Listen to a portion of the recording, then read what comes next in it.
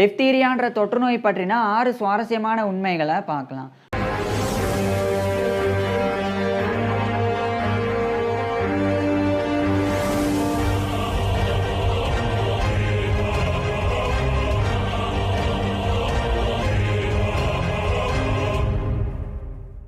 Number 1, மருத்துவ வரலாற்றிலேயே அதிகமான மனிதர்கள் உயிரிழக்கிறதுக்கு காரணமாக இருந்த நோய்களில் டிப்தீரியாவும் ஒன்று. ஏன்னா அந்த காலகட்டத்தில் குறிப்பாக 1920களில் ஒவ்வொரு ஆண்டும் டிப்தீரியானால் உலகத்தில் வாழ்ந்து வந்த 13,000 15,000 மனிதர்கள் இறந்து போனாங்க. இந்த எண்ணிக்கையில் குழந்தைகள் தான் அதிகம். நம்பர் 2, டிப்தீரியா ஏற்பட்டால் தொண்டையில் எக்ஸ்ட்ராவாக கிரே அல்லது ஒயிட் கலரில் ஒரு மெம்பரைன் சவ்வானது உருவாக தொடங்கும். இந்த சவ்வினுடைய வளர்ச்சி உணவு குழாயையும் மூச்சு குழாயையும் அடைக்க ஆரம்பிக்கும்.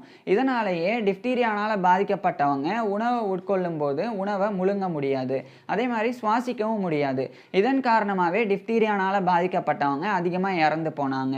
நம்பர் 3, 1883ஆம் ஆண்டு தான் எட்வின் கிளப்ஸ் அப்படின்ற ஒரு ஜெர்மன் ஸ்விஸ் மைக்ரோபயாலஜிஸ்ட் டிப்தீரியா அப்படின்ற நோய் ஏற்படுறதுக்கு காரணம் கொரினி பாக்டீரியம் டிப்தீரியை அப்படின்ற ஒரு பாக்டீரியம் அப்படின்றத கண்டறிஞ்சு சொன்னாங்க. இதுக்கப்புறம் 1884ஆம் ஆண்டு ஃப்ரீட்ரிக் லோஃப்லர் அப்படின்ற ஒரு ஜெர்மன் பாக்டீரியாலஜிஸ்ட் டிப்தீரியா ஏற்படுறதுக்கு உண்டான காரணம் கொரினி பாக்டீரியம் டிப்தீரியை அப்படின்ற இந்த பாக்டீரியம் உற்பத்தி செய்யக்கூடிய டாக்ஸின் தான் அப்படின்றத கண்டறிஞ்சு அவர் உறுதிப்படுத்தவும் செஞ்சாங்க.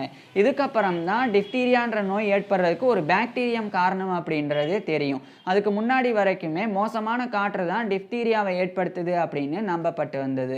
நம்பர் 4, பாக்டீரியோஃபேஜ்ன்ற வைரஸ் தான் கொரினி பாக்டீரியம் டிப்தீரியாவை ஏற்படுத்துறதுக்கு காரணமே. அதாவது பாக்டீரியோஃபேஜ்ன்ற வைரஸ் ஆனது கொரினி பாக்டீரியம் டிப்தீரியை பாதிக்கும். பாதிச்சதுக்கு அப்புறமா கொரினி பாக்டீரியம் டிப்தீரியையினுடைய டிஎன்ஏல இந்த டிப்தீரியாவை ஏற்படுத்துறதுக்கான டாக்ஸினை உற்பத்தி செய்யறதுக்கு உண்டான ஜீன்ஸை இன்சர்ட் பண்ணும். இதுக்கப்புறம் தான் கொரினி பாக்டீரியம் டிப்தீரியானது டிப்தீரியாவை ஏற்படுத்தக்கூடிய டாக்ஸினை உற்பத்தி செய்யும். நம்பர் 5, குதிரைகளினுடைய பிளட் ஸ்ட்ரீம்ல இருந்து தான் டிப்தீரியாக்கான ஆன்டிடாக்சின் கண்டறியப்பட்டது. அதாவது 1890ஆம் ஆண்டு எம்எல் வான் பேரிங் அப்படின்ற ஒரு ஜெர்மன் பிசியாலஜிஸ்ட் கீட்டஸ் ஆட்டோ சீபசாபரோன்ற ஒரு ஜப்பான் பிசிஷியனோட உதவியோட மைல்டான டிப்தீரியா இன்ஃபெக்ஷனை குதிரைகளுக்கு ஏற்படுத்தினாங்க. அந்த மைல்டான டிப்தீரியா இன்ஃபெக்ஷன் குதிரைகளுக்கு ஏற்பட்ட உடனே குதிரைகளினுடைய இம்யூன் சிஸ்டம் ஆனது அந்த டிப்தீரியாவை எதிர்க்கக்கூடிய ஆன்டிபாடிஸை உற்பத்தி செஞ்சது. அதுக்கப்புறம் அந்த ஆன்டிபாடிஸ் ஆனது டிப்தீரியா இன்ஃபெக்ஷனை முழுமையாக போக்கினது. இதுக்கப்புறமா அந்த குதிரைகளினுடைய பிளட் ஸ்ட்ரீமில் இருக்கக்கூடிய அந்த ஆன்டிபாடிஸை எமில் வான் பேரிங் சேகரித்தாங்க. அதன் பிறகு பால் எர்லைக் அப்படின்ற ஒரு ஜெர்மன் பிசிஷியன் அந்த ஒரு ஆன்டிபாடிஸை மனிதர்களுக்கு பயன்படுத்துறதுக்கு ஏதுவாக பியூரிஃபை பண்ணாங்க. இதுக்கப்புறம் அந்த ஆன்டிபாடிஸ் தான் டிப்தீரியானால் பாதிக்கப்பட்ட மனிதர்களுக்கு ஆன்டிடாக்சினாக பயன்படுத்தப்பட்டது. நம்பர் 6, 1923ஆம் ஆண்டு கேஸ்டான் ரமோன் அப்படின்ற பிரெஞ்சு வெட்டர்னரியன் தான் டிப்தீரியாவுக்கு உண்டான வேக்சினை கண்டுபிடிச்சாங்க. அதுக்கப்புறம் 1926ஆம் ஆண்டிலிருந்து டிப்தீரியாவுக்கு உண்டான வேக்சின் பயன்பாட்டிற்கு வந்தது. பின்னர் 1940களில் டிப்தீரியா வேக்சின் ஆனது டிடிபி அப்படின்னு மாற்றம் அடைஞ்சது. பிற்காலத்தில் டிடிஏபி, அதுக்கப்புறம் டிடிஏபி அப்படின்னு இன்றைய காலகட்டத்தில் பயன்படுத்துறதுக்கு ஏதுவாக அது வளர்ச்சி அடைஞ்சது.